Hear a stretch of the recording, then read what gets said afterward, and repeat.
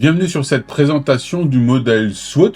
Ça veut dire quoi? C'est tout simplement les forces, les faiblesses, weakness, les opportunités et les menaces, les peurs. Pour ceux qui me connaissent pas, je suis Olivier Parent, je fais du coaching et de la formation depuis bientôt 20 ans, après avoir été entraîneur sportif pendant longtemps. Et donc, j'aime tout simplement partager tous ces modèles, toutes ces connaissances. Et après, c'est à vous d'en faire ce que vous voulez, une fois que vous avez les éléments. Et si vraiment vous avez besoin d'aide, vous avez un lien que vous trouverez un peu partout pour me contacter. Mais déjà, mon objectif est de vous permettre d'être autonome. Alors, on va commencer tout de suite par développer un peu ce modèle SWOT. Alors, la question c'est pourquoi faire? À quoi ça peut servir? Et donc, on va commencer tout de suite. En fin de compte, il y a 5 éléments. Hop, je vais me décaler ici. Il y a 5 éléments. C'est comprendre la globalité d'un projet et pas être focalisé sur un axe. Ça permet d'avoir une vision un peu globale, de prendre un peu de recul, d'avoir une aide à la décision, donc de développer des stratégies. Et là, ça va être intéressant parce qu'on va être obligé de rendre les choses les plus factuelles possibles, de manière à pouvoir anticiper différents axes qu'on verra par la suite et d'évaluer évidemment la viabilité du projet. Alors comme je vous l'ai dit, les composants de SWOT, c'est force, faiblesse, donc on va les voir un par un, et donc d'abord les forces. Alors les forces, c'est évidemment là où on excelle dans son secteur, que ce soit à titre individuel ou dans son projet. Par exemple, ça peut être son savoir-faire unique, des brevets qu'on a et que les autres n'ont pas, donc c'est une force, c'est même quelque chose d'unique à ce moment-là. C'est une méthode, une approche, ma méthode de coaching en 20 minutes, ça peut être pour d'autres leur approche de du consulting avec une connaissance derrière assez rare ou qui n'existe pas dans son pays. Ce que les clients adorent, qui est aussi une compétence, même si nous, ça nous semble pas obligatoirement le plus important, ou si on nous dit oui, mais c'est normal qu'ils aiment ça, mais en tout cas, si c'est ça qu'ils aiment chez vous, c'est peut-être aussi une de vos plus grandes forces, et selon les cas, les diplômes et l'expérience. La faiblesse, vos faiblesses, c'est quoi? C'est là où vous êtes moins performant, mais moins performant que quoi? Que les concurrents. Et donc, ça peut être des lacunes que vous avez. Par exemple, vous êtes très bon consultant, mais par contre, votre point faible, c'est la prospection. Ça peut être des limites de ressources de temps. Par exemple, vous vendez du coaching à l'heure. Une de vos faiblesses par rapport à d'autres qui vendraient en ligne des formations toutes faites, c'est que vous êtes obligé de faire du présentiel ou du one-to-one en visio ou pas, mais vous êtes limité par votre temps de travail puisque votre rémunération est liée à votre temps de travail. Et puis, ça peut être des contraintes fortes comme des dettes, comme un règlement, comme une situation qui vous laisserait peu de temps pour travailler, par exemple. Les opportunités, c'est quoi? C'est ce qu'on peut exploiter pour avoir un avantage, d'accord? Donc les opportunités, c'est une fois de plus, c'est par rapport aux concurrents ou par rapport à d'autres personnes si c'est un SWOT personnel que vous faites. Des ressources qui vont permettre d'améliorer les services par rapport à notre organisation ou notre savoir-faire, le point fort, et puis des nouveaux marchés qui peuvent émerger où on sent que, on a un point d'appui parce qu'on a un accès privilégié et on sait que dans ce domaine où telle compétence ou tel projet n'est pas encore exploité, vous avez la possibilité, vous, peut-être plus qu'un autre, d'y accéder. Et donc, ça va former vos opportunités. Mais il y a aussi les menaces. Les menaces sur vous, c'est ce qui peut affecter votre performance. Ça peut être des changements de règlement, une nouvelle législation qui arrive, vous vendiez du CBD, puis d'un seul coup, la législation change, et boum, c'est interdit. Votre business s'écroule.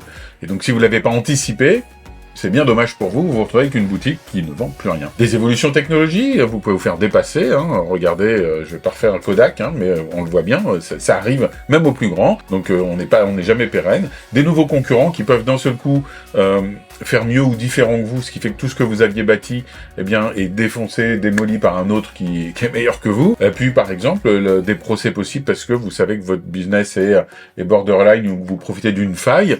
Voilà, c'est des exemples qui font que au total, on se retrouve, quand on le voit comme ça, que vos forces et vos faiblesses, ça vient de vous, donc c'est interne, à vous ou au système au projet que vous développez. Et puis les opportunités et les menaces, c'est externe. Alors, je vais vous donner quelques éléments de manière à pouvoir faire quelque chose d'un peu plus carré que juste noter ça. La première chose, c'est tout simplement de demander aux clients, quand vous faites votre SWOT, de faire participer les salariés et d'être le plus factuel et pas dans oui mais nous on est meilleur que l'autre. Ok, mais comment tu me prouves qu'on est meilleur que l'autre? Et intégrer toutes ces idées, par exemple par des systèmes très simples qu'on trouve assez facilement partout dès qu'on rentre un peu dans l'univers du brainstorming, qui peut être l'utilisation de post-it, après qu'on va poser, allez, c'est quoi toutes nos faiblesses ou c'est quoi tous les avantages des concurrents, on peut faire des SWOT pour les concurrents aussi, les adversaires.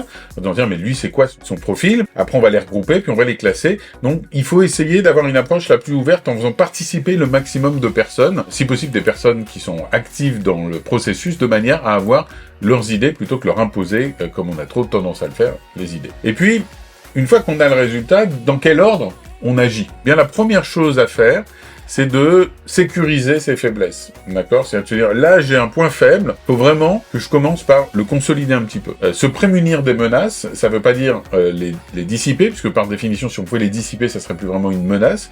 Donc, il faut en tout cas l'anticiper au sens où prévoir quoi faire, et puis consolider ses forces. Je dirais que c'est le point sur lequel il faut toujours se développer le plus. Il y a une étude qui a été publiée aux États-Unis par un organisme qui travaille sur le leadership, qui montrait que les gens qui travaillaient sur leurs points forts augmentaient leur performance de 34% à peu près. Autant vous dire que s'il y avait vraiment un point important, c'est celui-ci. Mais dans le cadre de la construction, notamment d'un projet, si vous êtes en train de créer un projet, ne pas sécuriser les faiblesses, ce serait très dommageable. Ça veut pas dire en faire des forces, d'accord? Ne passez pas du temps à en faire des forces, mais bordez-les, cadrez-les bien, de manière à ce qu'elles ne puissent pas déborder. Et puis une fois que vous avez fait tout ça, à ce moment-là, vous pouvez passer à développer des opportunités. Et puis, ce tableau, on peut le lire aussi différemment. Je vais y revenir juste après, mais je voudrais vous le lister. Eh bien, quand on associe les forces et les opportunités, eh bien, on a votre avantage concurrentiel. Quand c'est les forces et les menaces, vous inquiétez pas, il y a un graphique juste après, c'est là où on va essayer de trouver des résolutions de problèmes, et c'est là où vous allez trouver comment, avec vos points forts, vous allez pouvoir diminuer ces menaces. Faiblesse et opportunité, eh bien là, c'est les directions qui vont être prudentes à explorer. Oui, ça peut être une bonne idée d'aller par là, parce qu'il y a une opportunité, mais en fin de compte, si je vais dans un domaine où je suis pas vraiment compétent, et est-ce que l'énergie que je vais dépenser pour aller là-dedans en vaut vraiment la peine? C'est important de s'en rendre compte plutôt que de dire il y a une super opportunité, j'y vais. Donc il faut lier les éléments entre eux. Et puis les faiblesses plus les menaces, vous l'avez compris, c'est le risque imminent, c'est la chose sur laquelle il faut que vous soyez le plus carré possible pour anticiper le plus. S'il y a bien un endroit où il faut anticiper, c'est bien là. Et donc on arrive un peu à ce tableau que vous allez retrouver, évidemment, vous le savez que, comme toujours, vous avez un lien olivierparent.pro où vous pouvez télécharger ces documents gratuitement.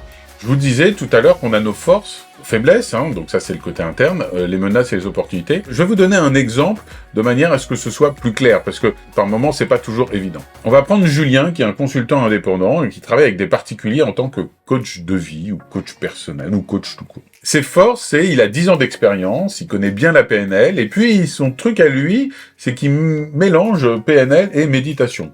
Pourquoi pas? Et il a un réseau fidèle qui lui fait beaucoup de recommandations. Et en même temps, ses faiblesses, c'est qu'il fait du travail en face à face.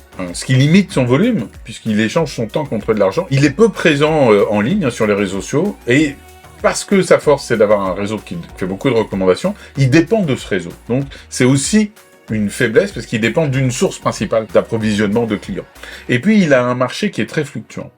D'ailleurs, les menaces dans son univers, c'est la concurrence en ligne qu'il menace lui encore plus. Les nouvelles formes de bien-être qui arrivent d'un peu partout, la crise économique qui fait que les gens changent un peu leurs priorités financières, et puis le fait que son activité qui intègre la méditation fait qu'il trouve, en tout cas c'est difficile d'intégrer ça dans quelque chose en ligne si on parle de méditation, parce que ça crée un lien différent, et pour lui, c'est pas très facile à faire.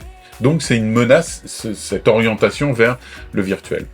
Mais il a aussi des opportunités. C'est qu'il y a un intérêt de plus en plus important pour la santé mentale, donc pourquoi pas des partenariats en entreprise et des cours en ligne qui seraient peut-être un peu différents.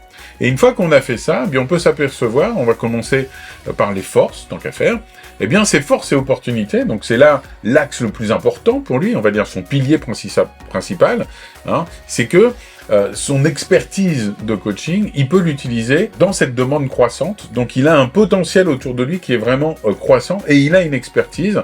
Et par exemple, il pourrait proposer des ateliers un peu plus spécialisés, en groupe, proposer du travail en entreprise. On l'avait vu tout à l'heure, c'est une opportunité qui existe pour développer son business.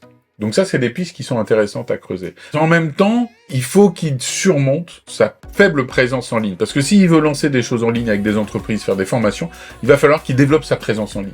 Et ça, c'est une faiblesse qu'il a actuellement. Et donc, c'est vraiment un point sur lequel il va falloir qu'il travaille. En modernisant, par exemple, son site web, en augmentant sa présence sur les réseaux sociaux ou en faisant des vidéos dans différents réseaux, il va augmenter sa notoriété online et pouvoir compenser un petit peu cette faiblesse pour en faire une opportunité. Mais cette opportunité doit tenir compte de ses points faibles s'il veut avancer. Mais évidemment, son travail, c'est sur ses points forts, mais il faut qu'il ait conscience de ses points faibles et qu'il les verrouille le plus possible. Alors maintenant, du côté des menaces, la concurrence en ligne, les nouvelles formes de bien-être, la crise économique, etc., eh bien, son avantage pour répondre à ça, et donc c'est son point d'appui pour résoudre les menaces, ça va être sa réputation et son réseau client sur lequel il doit s'appuyer, parce que même en ligne, vous le savez, la notoriété est importante, et donc il va falloir qu'il personnalise ses services, qu'il demande aussi, par exemple, des témoignages, qu'il fasse participer le plus possible ses clients dans la vie Internet, en disant, mais tiens, si tu es sur Internet, est-ce que tu peux t'abonner à ma mailing list ou la donner à des gens? Est-ce que tu peux me faire un petit témoignage que je mettrai sur mon site pour utiliser cette valeur ajoutée? Et donc, il va pouvoir proposer quelque chose, et peut-être des tarifs plus élevés du fait de sa double compétence, PNL, méditation. Donc, c'est un moyen de limiter les menaces. Mais en même temps, là où il faut qu'il fasse très attention, parce que c'est par là que l'eau peut s'infiltrer dans le vaisseau, c'est que il a deux problèmes principaux. C'est sa dépendance à ses clients sous bouche-oreille et sa capacité à avoir du volume. C'est super dangereux parce que dès qu'il y a des petites fluctuations du marché ou d'autres choses comme ça, bien on peut perdre cette source. Et donc si la source est unique, elle peut se tarir rapidement, d'autant plus que on a peu de volume. Il va falloir qu'il diversifie ses offres, il va falloir qu'il trouve des stratégies, mais c'est là vraiment où il va falloir qu'il fasse attention à ce truc en se disant il faut que je sorte de ce carcan. Et vous voyez, je vous donne pas des pistes concrètes qu'on pourrait par exemple développer avec l'objectif SMART, que vous trouverez aussi sur olivierparent.pro. Il y a une autre, et sur YouTube, il y a aussi une vidéo sur cette ligne. Je mettrai certainement un petit lien au-dessus.